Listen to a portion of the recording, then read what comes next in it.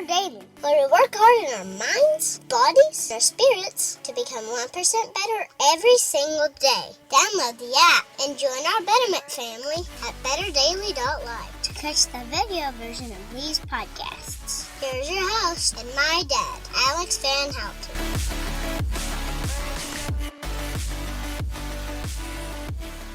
What is up, Betterment family? This is Alex Van Houten in Better Daily Live. Happy Thursday. It is Word Thursday, and today the word is James. You're like, that's not a word, that's a name. Names have meanings, and I think you're going to find this one interesting and powerful. Two things before we get to the word James. First, happy day 5 of the Faithful 40 Challenge. You guys are crushing this thing. Keep up the amazing, amazing work. It's inspiring and encouraging, and I'm loving being part of this with you guys.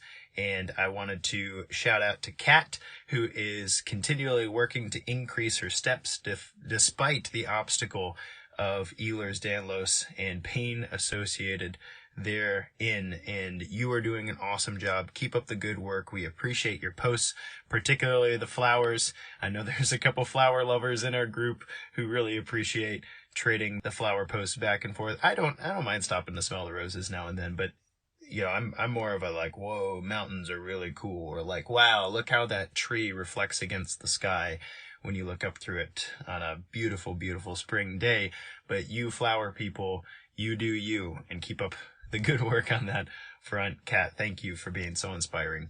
Now, the second thing before I get to James is actually related to James.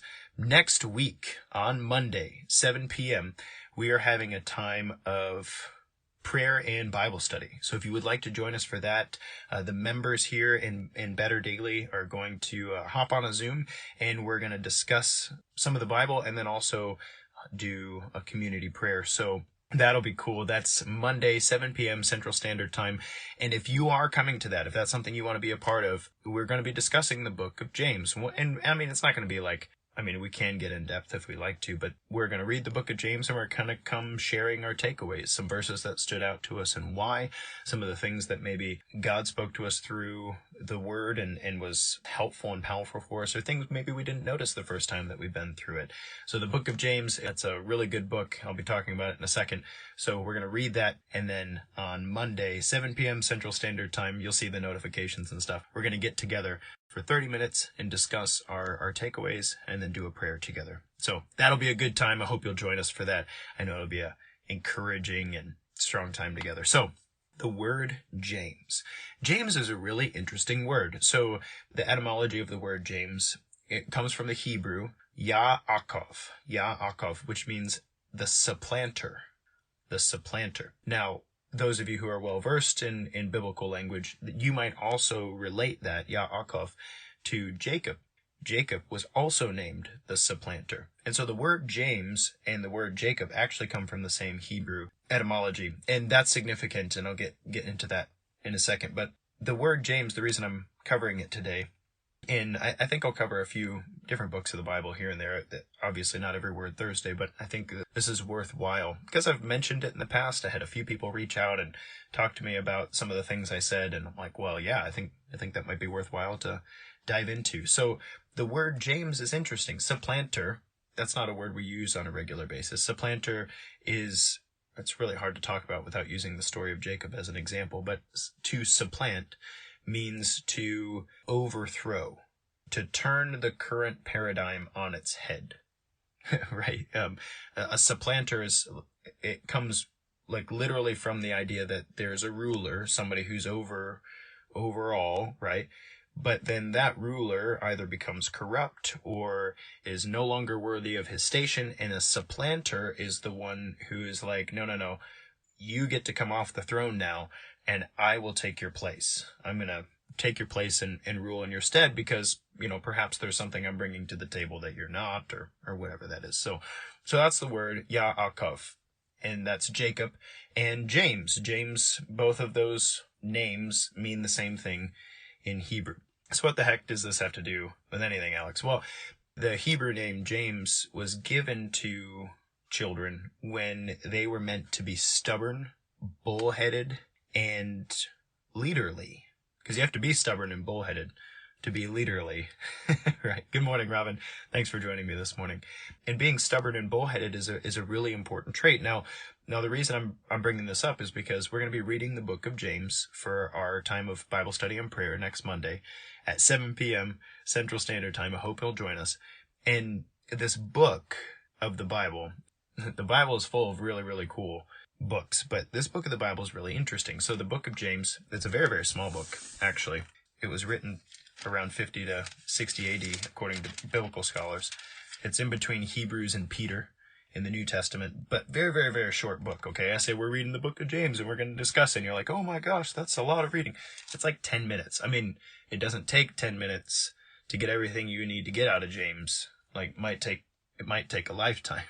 But it only takes 10 minutes to read the book because it's 4 chapters long, very, very short book. But it reads different from a lot of the New Testament. A couple really interesting things about James. First, in the tradition of New Testament writing, sometimes the disciples of different disciples, so like disciples of Paul, might write a book and then use his name, right? That happened in Isaiah. So in Isaiah, Old Testament, the disciples of Isaiah, the priests of the prophet Isaiah, they wrote additional works, but titled them under Isaiah, right?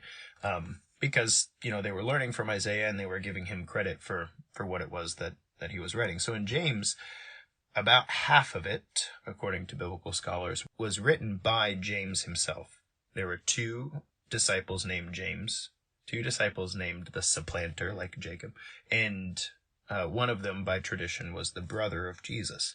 And so the biblical scholarship on this particular work, and that means, they've studied the oldest versions that we have and have looked at the language of them and the origin of them and all those things, like how do we come in possession of this particular book of the Bible.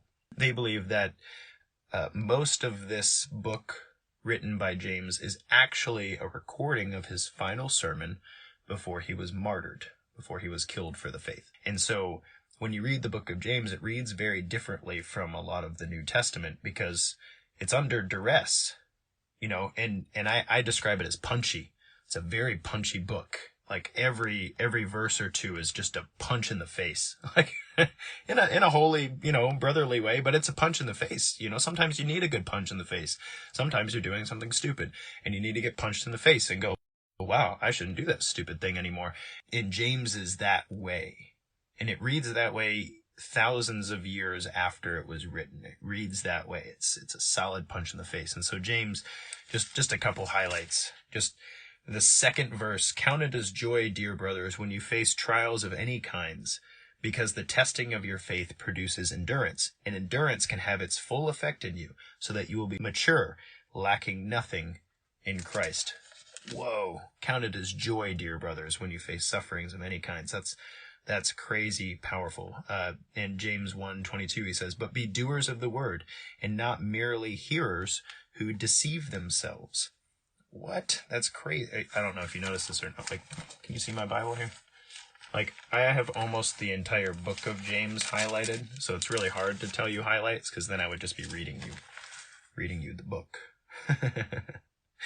This is interesting. Not every one of you should be teachers, brothers and sisters, for know that he who teaches will be judged with greater strictness. That's chapter 3, verse 1. Anyone who does not make mistakes in speaking is able to keep the whole body in check with a bridle. He's saying that those who teach the word are also those who teach the word well, are also those who have exhibited mastery over their own bodies. Right? If you can't control your own body, if you can't have integrity in the way that you live your life every single day, then who are you to tell us what we should be doing with ourselves in the church? So it's very, very interesting.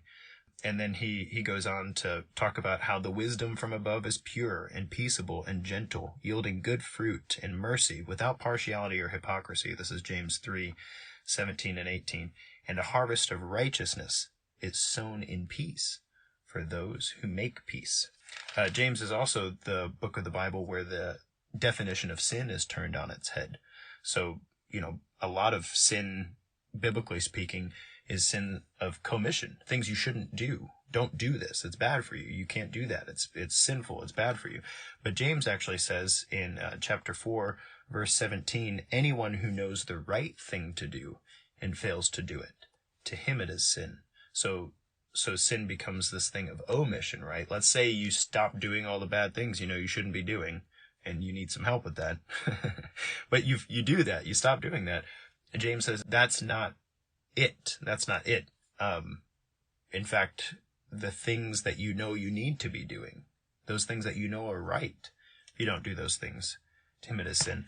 The significance of James in the New Testament, according to biblical scholars, is that it gives a juxtaposing view to salvation from sin by not just faith, but works, right? James is the one who says, faith without works is dead. And what's interesting is a lot of the New Testament, the Apostle Paul, is dead set on making sure that nobody is trying to earn their way into heaven, that it's faith. It's the faith in the belief of the cross and the resurrection of Jesus Christ that will bring salvation to the world, right? And that's powerful and very, very important. He makes an extremely compelling case from a theological perspective. But there was a time in my life, I would have told you, that Pauline perspective just wasn't. It was a really hard thing for me to wrap my head around. Not just wrap my head around, it was something I was angry with, because there were people in my life who had professed faith, but their works were terrible. Or as Jesus would say, a good tree bears good fruit. A bad tree bears bad fruit. A good tree cannot bear bad fruit, and a bad tree cannot bear good fruit. That is not Dr. Seuss. That's Jesus. And it actually has a very profound message. And the message is this: if your faith is real, over time it will come out in good fruit. What is good fruit? Well, James says good fruit is the works of your life. By James's standards, and James was, like, no offense to Paul, but Paul wasn't there with Jesus. Paul was one who proliferated Christian martyrdom and then later devoted his life to the faith. James was there. James saw the blind healed. James saw the paralytic walk. James heard Jesus speak. And James says that your faith is important, but real faith will yield real works.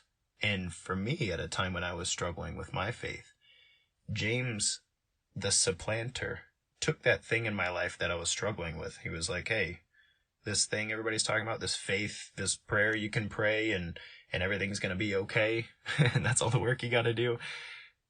That's empty, as far as James is concerned. That's empty. Faith without works is dead. And no, Alex at Better Daily did not say you're going to earn your way to heaven by being a good person. What I am saying, though, is that the book of James is a very powerful bulwark to set beside the theology of faith. Because according to James, in your day-to-day life, a real faith, a mature faith, a wise faith will bear good fruit in your actions. You'll be able to see your faith in action, and so will other people. And that a life lived pursuing holiness is definitely a life worth living.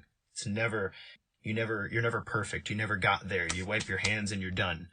It's a book of growth. So the connection with the Old Testament is super cool to me as well, because James and Jacob come from the same root, Ja-Aquv, the supplanter.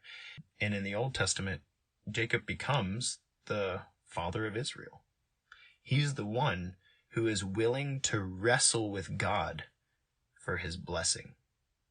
It's such a cool, he's stubborn and bullheaded enough to wrestle with God. It's a story in the Old Testament, to grab on with both hands to being itself, the I am, and say, I'm not letting go until you bless me. I know it's a crazy story, but I think that ethos is something that each one of us needs to hold on to every day. That stubbornness of the supplanter, to grab on to being itself with both hands and say, I'm not gonna let go. I'm gonna wrestle with this thing called life. I'm gonna wrestle with the good. I'm gonna wrestle with the difficult things, and I'm gonna keep wrestling until my last breath. And that's James's sermon. It's his last breaths. He's about to get killed. So you read this book and, like, it's a constant punch in the face. It's like, hey, you life and faith can be so deep and so powerful and so important, but you better freaking get serious about it. Do not approach this lightly. This matters, and it matters more than anything in your life, anything you could possibly imagine, to grab hold, just like Jacob, Ja-Aquv, the same name as James, grab hold of the difficult things in life. And then when it hurts, verse 2, count it as joy, dear brothers, when you face suffering of many kinds, because that's called maturing. And that's what we do around here in Better Daily.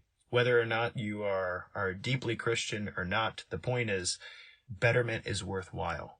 It's hard. Growth is not easy. It often hurts. But if we approach it with seriousness, if we approach it with humility, maybe a level of stubbornness, if we grab hold of that, then we can do this whole 1% better everyday thing. And the fruits of your life can change. So, those are my thoughts on the book of James. If you have some thoughts you'd like to share with us, please read with us. Read through James with us and join us this coming Monday night at 7 p.m. for a time of discussion and Bible study and prayer. It'll be a lot of fun. Guys, this has been Alex Van Houten in Better Daily Live. Thank you for joining me for Word Thursday. Tomorrow is Flex Friday. I'll do a lot less talking and a little more moving and flexing, and we'll all learn something together, I'm sure. Until then, it's just 1%. You got this.